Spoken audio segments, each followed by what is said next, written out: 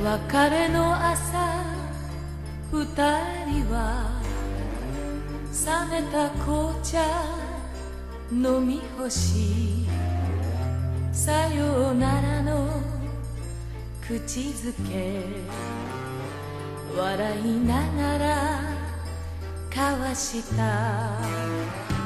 別れの朝二人は白いドアを開いて駅に続く小道を何も言わず歩いた。言わないで慰めは涙を誘うから触れないでこの指に心が乱れるから。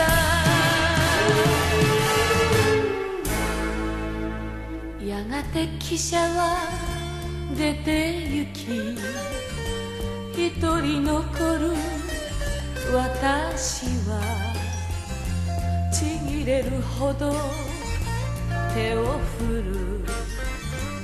あなたの目を見ていた。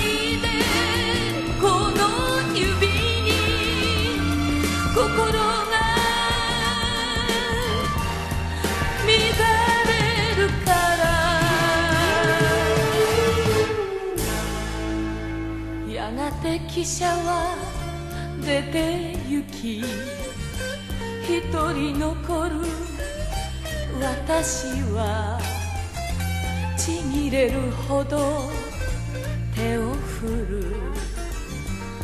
あなたの目を見ていた。